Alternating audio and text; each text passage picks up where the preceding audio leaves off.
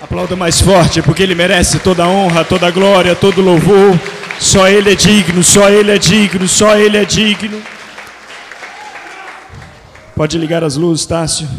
Vira para a pessoa que está do seu lado, diga que bom que você está aqui nessa noite.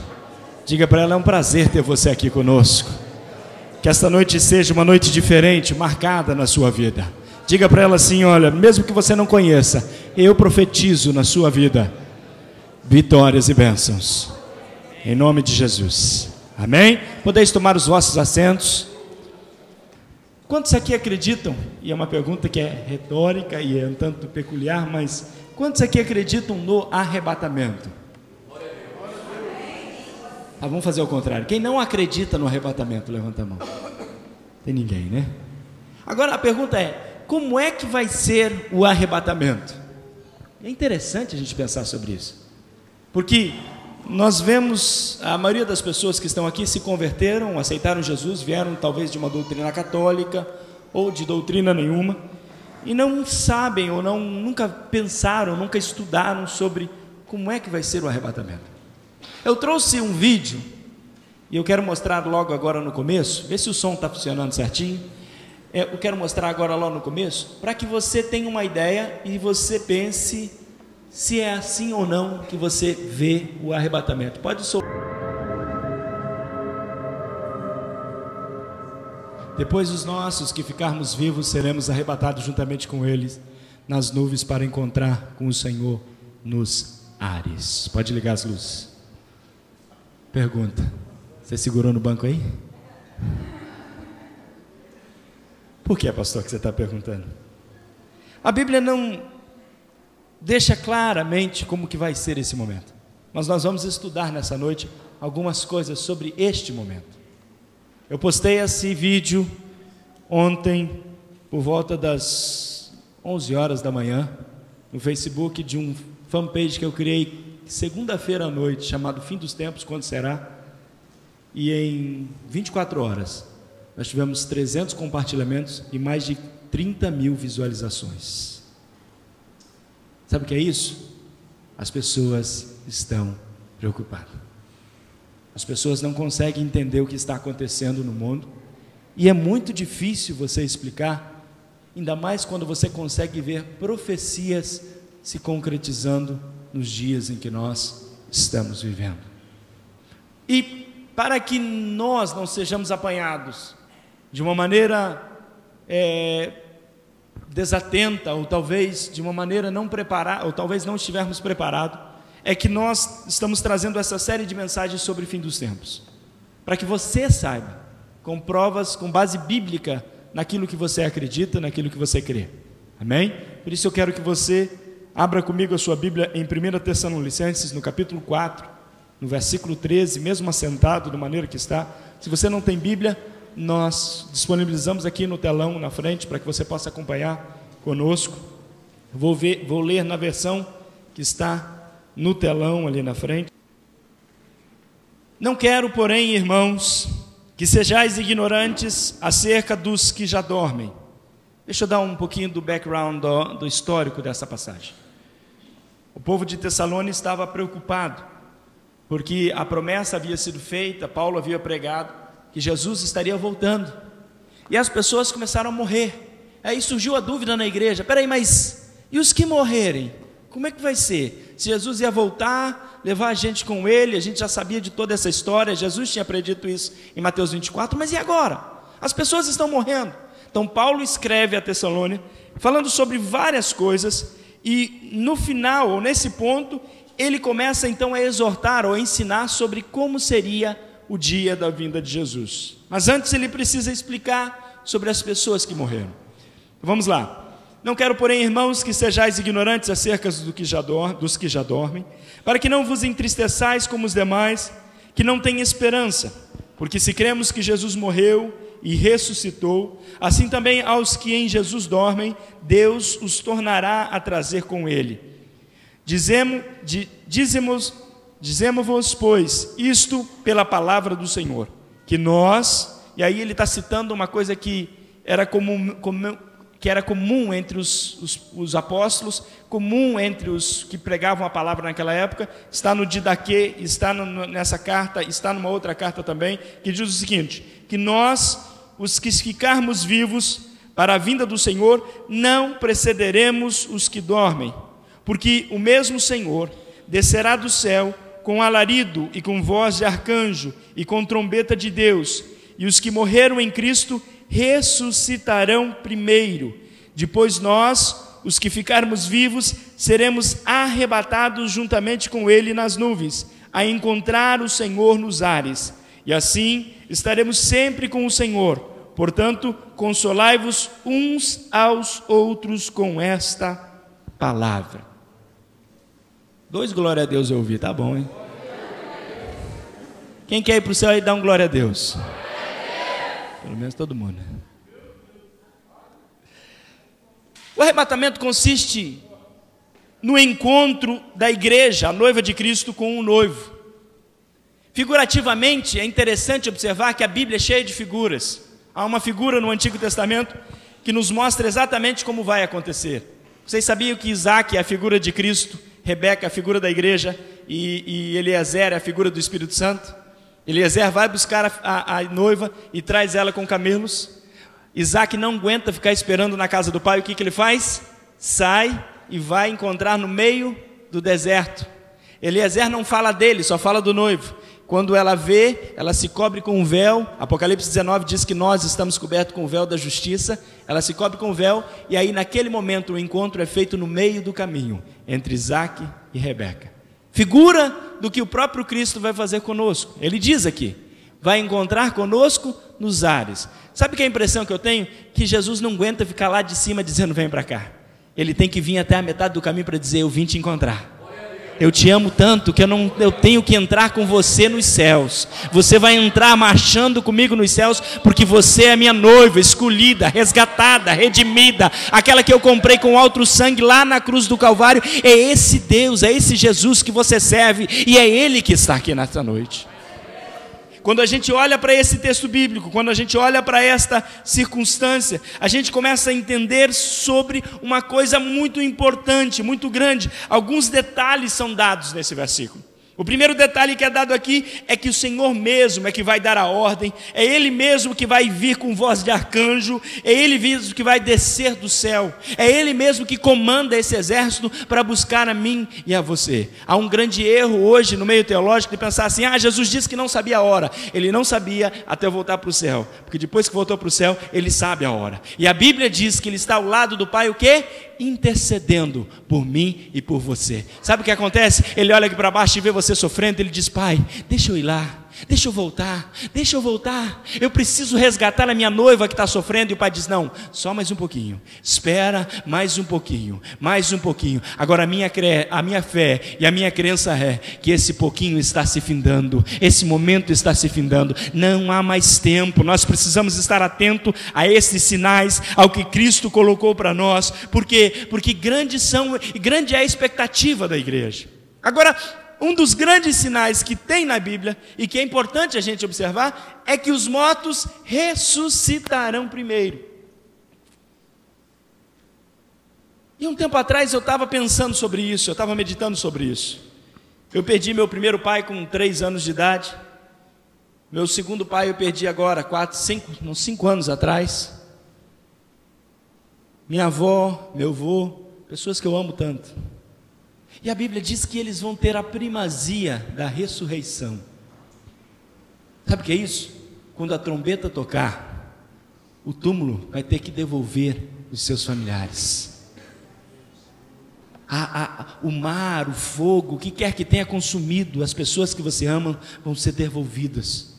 Há uma restauração, uma restituição. Paulo diz numa das cartas que eles serão como Cristos. O que é isso, pastor? O corpo vai ser transformado, o corpo vai ser transfigurado. O que é isso, pastor? Ele vai passar por uma transformação. Mas o mais interessante de tudo é que a Bíblia afirma que eu e você conheceremos Ele.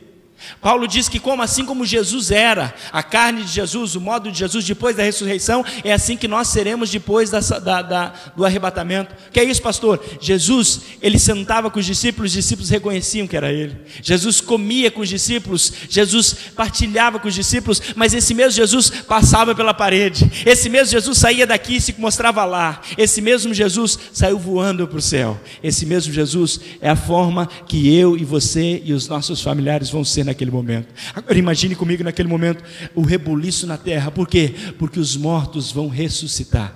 Eles não vão passar aqui. Eu não acredito que as pessoas vão ver, eu não acredito que as pessoas vão perceber, mas elas não conseguem entender. Sabe por quê? Porque se eu e vocês naquele momento estivermos, subirmos, eu vou começar a ver, olha, meu pai está ali, olha lá, meu outro pai está ali, olha lá, minha avó está ali, olha lá, aquela pessoa que eu tanto amei está ali. E era esta a passagem, ou o modelo de ideia que Paulo queria passar para Tessalônica. E é o modelo de ideia que eu e você temos que ter desse momento. Esse momento é muito mais glorioso do que você imagina. É um momento de transformação, de transfiguração. É um momento de coisas maravilhosas acontecendo diante dos seus olhos. Diante dos seus olhos. E quando a gente olha para a Bíblia Sagrada, a gente consegue perceber, ele diz, os mortos ressuscitarão primeiro, depois nós, os que estivermos vivos, seremos arrebatados. Eu já vi muitos filmes sobre o arrebatamento. Há muitas conjecturas. Eu pergunto ali, é desse jeito que você acha que você vai ser arrebatado? Eu não sei, eu não consigo dizer, porque a Bíblia não diz, mas a Bíblia diz que vai ser rápido. Agora, uma coisa que eu fico tentando entender é como isso vai acontecer. E aí você para pensar e diz assim, pastor, por que você está gastando tempo com isso? Sabe por que eu estou gastando tempo com isso? Porque eu não vejo a hora disso acontecer. Eu não vejo a hora. Eu queria que você cutucasse essa pessoa bonita que está do seu lado e diga assim, olha, se prepara. Se prepara. Este momento está chegando. Este momento está chegando. Esse momento está próximo. Está muito próximo, mais próximo de você do que você pode imaginar.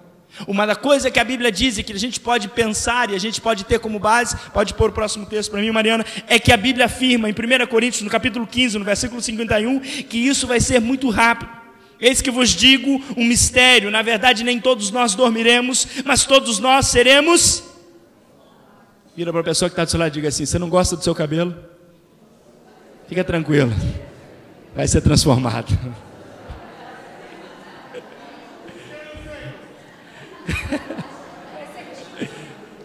O Júnior perguntou aí, quem não tem? Isso é problema de mulher, Júnior. Homem não tem esse problema. O que é que você está falando, pastor? Você vai ter o corpo transformado. Não é eu que estou inventando. Não é eu que estou dizendo, conjecturando, não. É o que a Bíblia está dizendo. Agora, o mais importante disso não é ter o corpo transformado, mas é a temporização que ele dá. Olha o que ele diz: um abrir. Pisca o olho aí, rapidinho. Acabou, já foi. Ante a última trombeta. Ante a última trombeta. Cadê o chofar, Júnior? Está aí? Pega lá para mim. Ante a última trombeta. Eu queria que você fizesse um exercício comigo agora. Tenta imaginar se fosse agora e não tenta piscar. Olha para mim, esquece o Júnior. Olha para mim. Vai chegar um momento, sabe o que vai acontecer? Seu olho vai começar a lacrimejar e você tem que piscar. Sabe por que Paulo deixa essa passagem? Porque assim como que você está vivo, precisa piscar os olhos, é a certeza de que em um momento, em um segundo, ela vai tocar.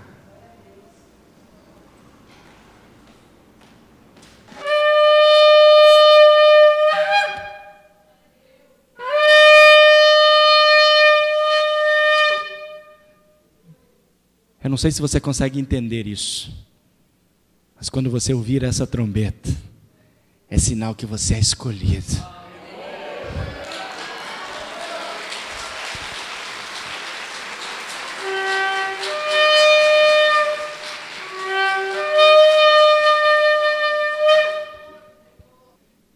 num abrir e fechar de olhos, ante a última trombeta. Porque a trombeta soará, e os mortos ressuscitarão incorruptíveis, e nós seremos transformados. Será que merece um glória a Deus? Será que merece um aleluia? Aleluia, Jesus. Como é importante entender isso. Como é importante crer nisso. Como é importante saber que existe essa esperança e que essa esperança está aqui na Bíblia Sagrada. Eu e você aguardamos ansiosamente este momento. Eu e você aguardamos ansiosamente o tocar dessa trombeta. Agora, existe uma questão que é muito importante nós frisarmos aqui hoje. Há uma grande confusão que se faz entre a volta de Jesus, a segunda vinda de Jesus e o arrebatamento. Existem 3 visões distintas sobre isso. Existem as pessoas que acreditam na pré-tribulação, existem as pessoas que acreditam na mesotribulação, existem as pessoas que acreditam na pós-tribulação. Vou explicar para vocês. Pré-tribulação, Jesus viria antes da tribulação. O arrebatamento seria antes da tribulação. O segundo momento seria mesotribulação, em que Jesus viria no meio da tribulação. Vocês sabem, segundo Daniel capítulo 9, a tribulação dura 7 anos. 3 anos e meio de paz, 3 anos e meio de grande tribulação. Seria tribulação, que é paz em partes para os judeus, e depois a grande tribulação. E existe o conceito que crê na pós-tribulação, que nós seríamos só arrebatados depois da tribulação. A minha crença, a crença da Igreja Assembleia de Deus, a crença da Igreja do Avivamento, a crença da maioria dos teólogos e estudiosos da Bíblia Sagrada é que existem 2 momentos distintos. Um momento inicial e um momento secundário. Um momento de um arrebatamento e um momento em que nós, os que estivéssemos vivos, seríamos arrebatados depois de um outro momento, quando nós voltaríamos com Jesus. Coloca para mim o mapa. Aqui nós temos, antes de Cristo, os princípios, o passado, pois houve a primeira vinda de Cristo, depois nós temos todo esse tempo, 2000 anos em que se passaram, que Jesus ainda não voltou. Pode passar para o próximo, Mariana, para mim. Então aí a gente teria o arrebatamento, conforme está descrito em 1 Tessalonicenses, no capítulo 4, no versículo 16 e 17. Pode passar próximo para mim, Mariana. Então depois, nós teríamos nesse período, depois da igreja ser arrebatada, o que nós chamamos, que seria o período dos 7 anos de tribulação aqui embaixo, nós estaríamos lá em cima, fazendo uma coisa muito legal. Sabe o que é? Que crente gosta muito. O que crente mais gosta? Comer. Crente não bebe, não fuma, mas o que come. Como é que você sabe disso, pastor? A Bíblia diz, em Apocalipse, no capítulo 19, versículo 1 ao 9, que nós celebraríamos a chamada boda do Cordeiro. Lembre-se que existe um período de 7 anos entre o arrebatamento e depois, pode pôr a próxima para mim, Mariana, e a aparição gloriosa, que é mencionada em Mateus 24 e 20. Por que é que você está explicando isso, pastor? Deixa eu te falar uma coisa. Quando nós formos arrebatados aqui nesse momento, a primeira coisa que passaremos no céu chama-se julgamento das obras. A Bíblia diz que nenhum ser humano passaria sem ser julgado. Ah, pastor, mas eu já estou no céu, estou com Jesus. Não é julgamento para te lançar no fogo do inferno. Não, você já está salvo. Se você subiu no arrebatamento, você está com Jesus.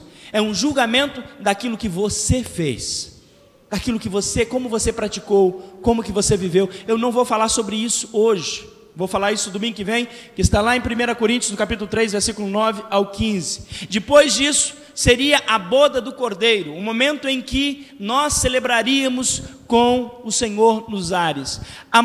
O maior banquete que se tem em história, que se tem notícia em livros de história, na história humana, se chama o banquete de Nabucodonosor. O banquete de Nabucodonosor foi feito num lugar em que se media quase que 1 quilômetro de extensão, e as pessoas servindo comida o tempo todo, e ele sentava num ponto em que de todos os lados se podia ver Nabucodonosor, quase 1 quilômetro de extensão, sabia que era ele que estava lá, que era o esplendor que estava lá, que era a glória que estava lá. Este é o maior banquete que se tem registrado na história humana. Deixa eu te falar uma coisa, não se compara ao banquete que eu e você vamos estar lá em cima. Por quê, pastor? Porque serão anjos servindo você.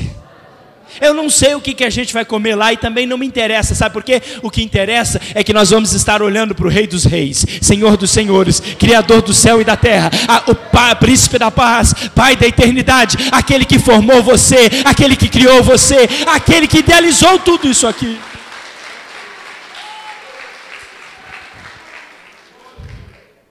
E quando a gente olha para isso, a gente tem que dar glória a Deus mesmo. A gente tem que ficar feliz mesmo, porque a gente já se livrou do que está acontecendo aqui embaixo. Mas aí depois, logo após, a gente volta com Jesus, aí sim, a aparição gloriosa.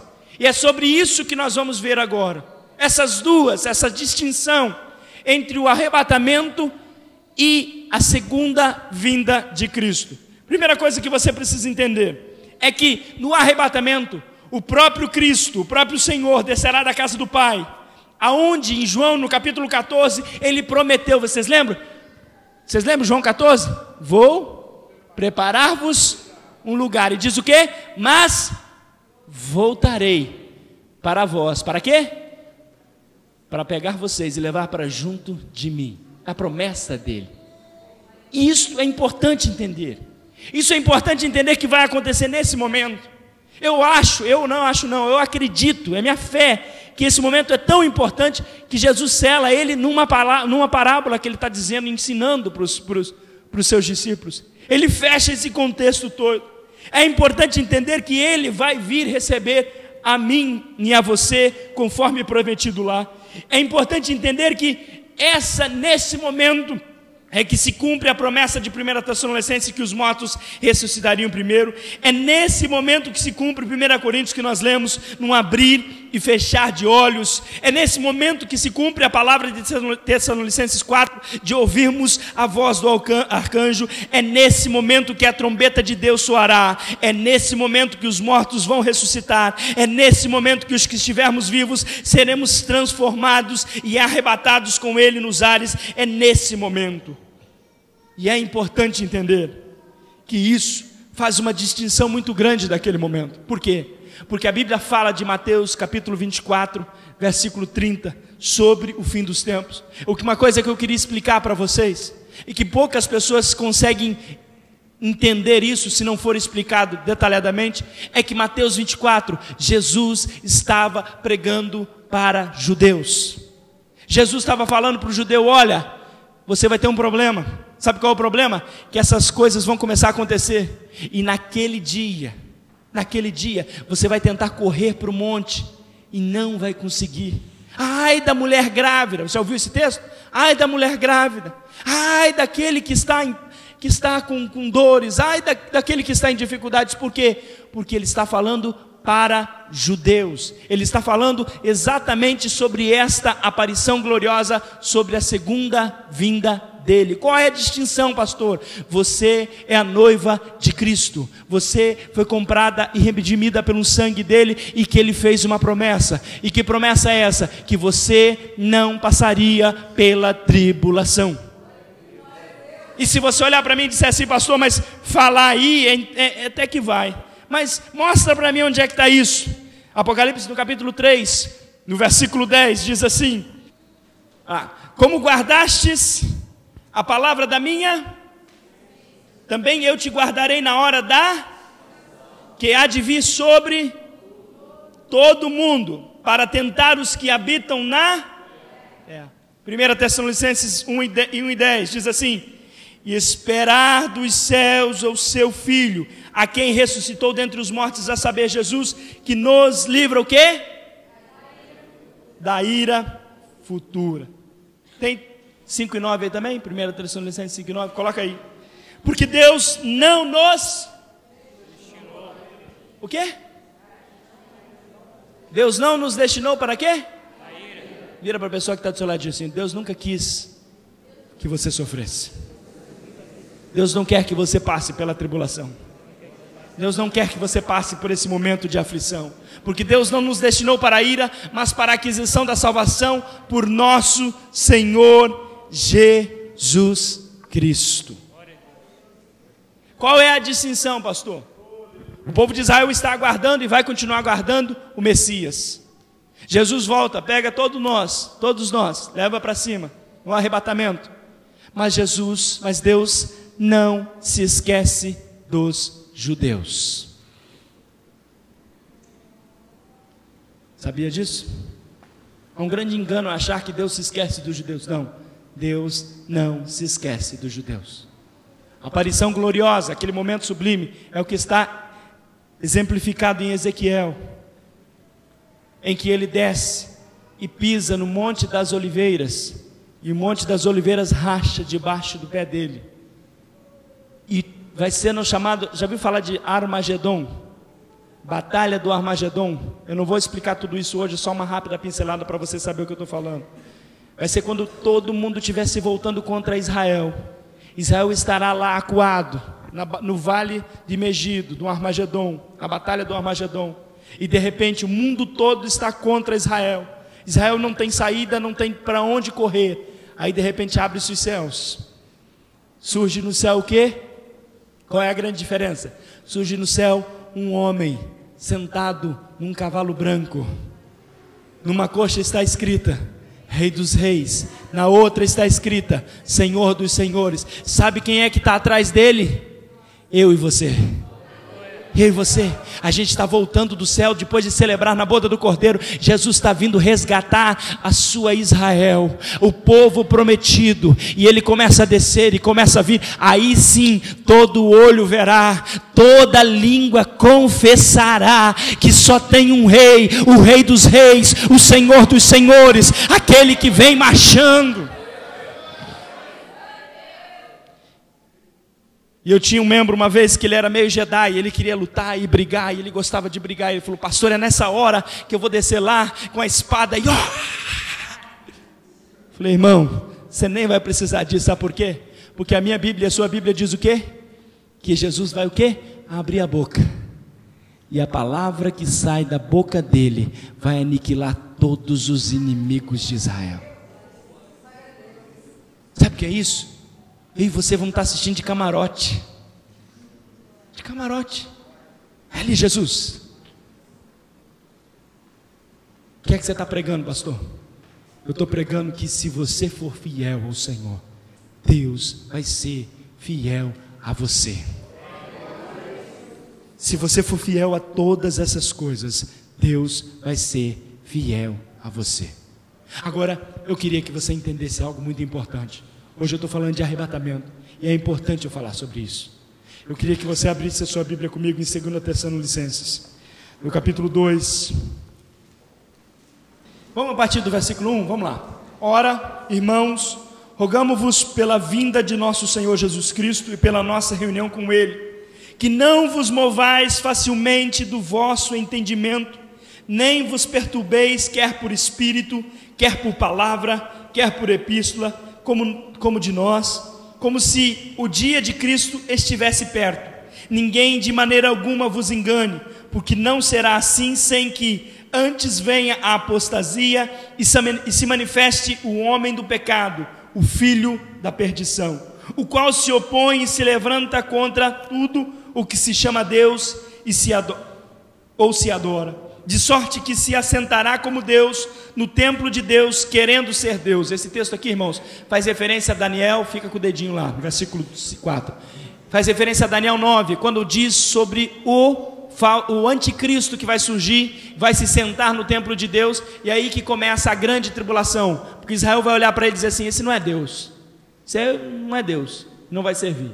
Então é esse homem que se manifesta aqui, que Paulo está dizendo. Versículo 5: não vos lembrais do que Estas coisas vos dizia quando ainda estava convosco, e agora vós sabeis que o que detém, para que a seu próprio tempo seja manifesto. O que é que Paulo está explicando aqui? Versículo anterior ele fala sobre o Espírito Santo que mora dentro de nós. Olha para mim, um segundinho. Paulo estava explicando sobre a ação do Espírito Santo, a ação da fé, a ação do amor na carta anterior. Então ele está dizendo, se você sabe quem que detém a manifestação do anticristo, quem?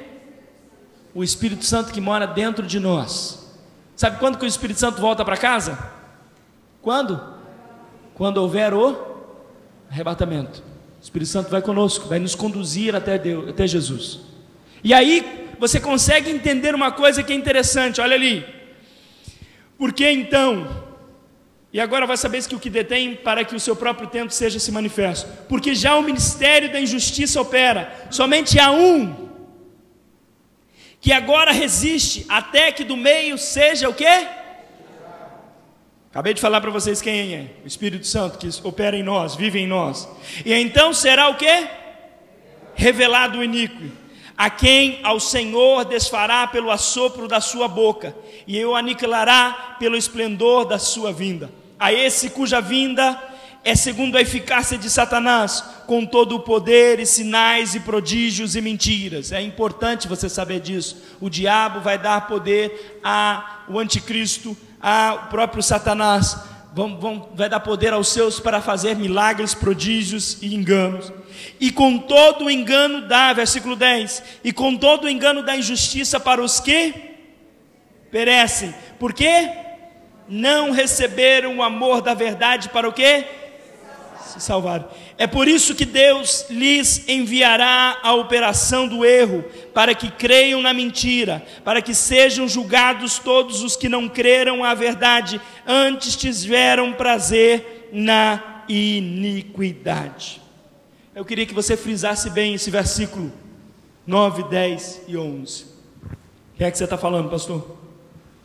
Eu quero que você olhe para mim, porque é importante. Há uma corrente errônea, e eu não sou senhor da razão, não.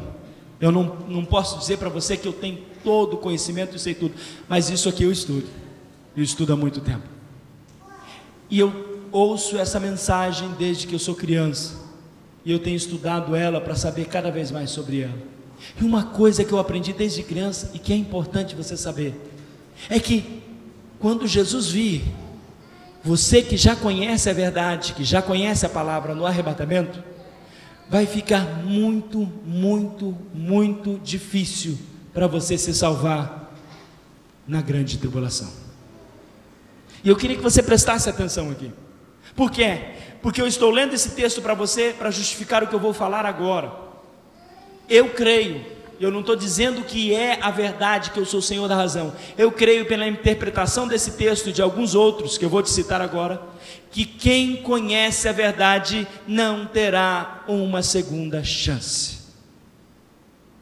Por que é que você está afirmando isso, pastor? Eu estou afirmando isso porque o próprio Jesus um dia contou uma parábola. Vocês se lembram da parábola das 10 virgens? O que é que Jesus diz? As 10 virgens tinham o quê? Lâmpada acesa. Quer dizer, elas não estavam desviadas. Só faltava o quê? Azeite. E aí, 5 tinham azeite de sobra e 5 não. O que acontece? As 5 vão fazer o quê? Buscar azeite.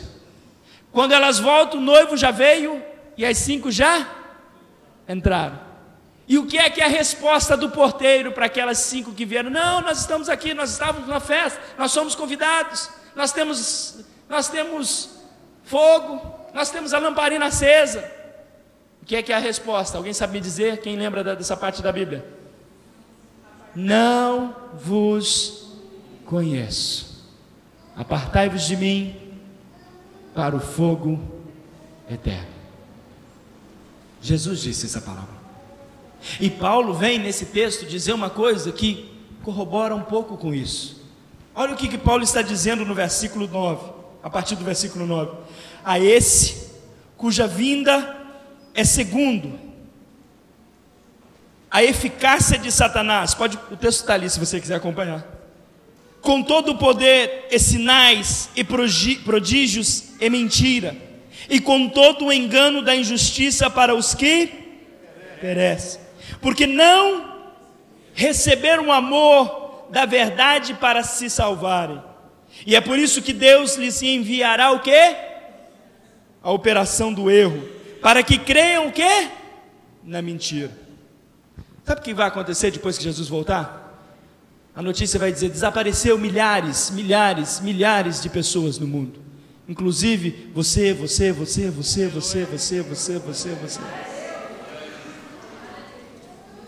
E aí, de repente, sabe o que vai ser a notícia? Entra lá, plantão do Jornal Nacional, William Bonner, não sei, pode ser que ele suba também, não vou julgar, ou qualquer um. Acaba de sumir no mundo milhares de pessoas. O que essas pessoas tinham em comum? Uma fé única. E acredita-se que os extraterrestres estão atrás dessa fé. É a energia que eles precisam para conduzir o povo deles. E você sabe que vai ter gente que vai acreditar? Por quê? Porque a Bíblia está dizendo isso. E você sabe que tem gente que um dia frequentou a igreja, como você, que sabe da verdade, que vai acreditar. Porque a Bíblia diz que Deus, olha o que o capítulo está dizendo: por isso Deus enviará a operação do erro, para que creiam a mentira, para que sejam julgados todos os que não creram na verdade, antes tiveram prazer na iniquidade. Eu quero te dar um conselho nessa noite. O conselho é que se você se mantenha firme na rocha. Se existe alguma coisa que te impede de servir a Deus, de adorar a Deus, tira isso do seu caminho. Se tem uma coisa que eu posso te dizer nessa noite, é que Jesus está voltando. Domingo passado a gente viu alguns sinais sobre Israel. Domingo anterior nós vimos alguns sinais sobre o mundo. Domingo que vem a gente vai ver mais algumas coisas sobre a tribulação, a grande tribulação. Mas eu quero que você entenda: Jesus está voltando. Eu não creio que vai demorar muito. Eu acredito que Jesus pode voltar agora, nesse momento, me levar para morar com Ele. Agora, o que importa de tudo isso é que você tenha a sua fé centrada em Deus. E eu não venho aqui de forma nenhuma fazer terrorismo barato com você não, terrorismo mental não. O que eu estou te dizendo é a pura verdade do que a Bíblia diz. Jesus disse a você: creia em mim, creia em mim, creia em mim. Sabe qual é a solução para que Jesus te leve para com Ele? Você acreditar que Ele é vivo, você acreditar que Ele existe, você ouvir a voz dEle, você pedir para Ele entrar e morar no seu coração, você ter a sua vida conduzida pela palavra dEle e pela vontade dEle. Sabe o que Jesus trouxe você aqui nessa noite para saber? Para que você soubesse que não importa a circunstância, não importa o problema, não importa a dificuldade, Ele está de olho em você e está dizendo assim: olha, eu comprei você lá na cruz do Calvário, e nada pode tirar você de mim, a não ser a sua própria vontade. E nessa noite está posta diante de você uma porta, e a porta é a porta da salvação. E é você que tem que dizer: eu quero entrar por ela. Porque se você não entrar por ela, você está condenado a viver nesses 7 anos de tribulação e muito mais, talvez o resto da sua vida, ou nem tem mais vida, porque a eternidade, o resto da eternidade num lago de fogo, num ranger de dentes. E é isso que a Bíblia diz que vai ter. Pastor, eu não acredito nisso. Você aposta a sua vida nisso? Você apostaria a sua vida que não existe inferno? Por que é que Jesus deixou tantos sinais se cumprindo, tantas coisas acontecendo? Eu queria falar um pouquinho, não dá tempo hoje, sobre profecias. Quantas profecias estão se cumprindo nos últimos dias, exatamente como a palavra diz que é. Exatamente. O que precisa é você acordar, você despertar, você dizer: Deus, eu estou aqui, eu creio que Tu estás voltando. Eu creio que as coisas estão acontecendo de uma maneira em que eu não consigo entender, eu não consigo ver, eu não consigo visualizar, mas eu sei que Tu estás trabalhando por mim.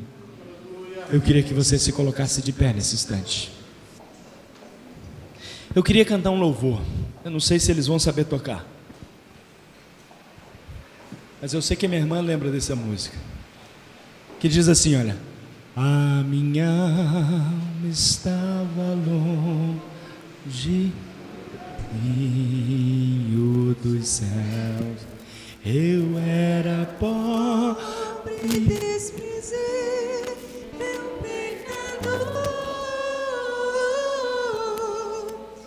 mas Jesus já transformou minhas trevas em luz, quando Ele estendeu a sua mão para mim. Quando Jesus estendeu a sua mão, quando Ele estendeu a sua mão para mim, eu era pobre e perdido, sem Deus, sem Jesus. Quando Ele estendeu a sua mão para mim. Sabe o que Jesus está fazendo hoje? Está estendendo a mão para você. Está dizendo assim, olha, é a sua hora de estender a sua mão e dizer: eu quero você, Jesus. Eu quero. Talvez você diga assim: pastor, mas eu preciso me consertar, eu preciso me acertar, eu preciso acertar o meu relacionamento, eu preciso acertar a minha vida conjugal, eu preciso, deixa eu te dizer uma coisa: o que você precisa nessa noite se chama JESUS, Jesus Cristo. Você precisa, porque quando você começar a seguir Ele, viver com Ele, todas as demais coisas vos serão acrescentadas. Essa é a promessa de Jesus para nós, essa é a promessa do Senhor para nossas vidas. Eu queria que nesse momento, você que quer aceitar Jesus como seu Salvador, onde quer que você esteja, levanta sua mão bem alta assim, ó, que eu quero orar por você. Talvez você já foi crente, talvez você já frequentou a igreja, você está afastado. Não é vergonha levantar a mão e dizer: Jesus, eu quero, sou eu, Senhor, eu, Jesus. Jesus está olhando para você, está estendendo a mão e está esperando você levantar a sua mão. Alguém nessa noite, levanta bem alto para que eu possa te ver e eu possa orar por você. Alguém que quer aceitar a Jesus como o único e suficiente Salvador da sua vida. Não é mudar de religião, não, é mudar de atitude, é mudar a circunstância da sua vida, é mudar a direção do seu barco, é dizer para Ele: Jesus, eu te quero e só te quero e nada mais.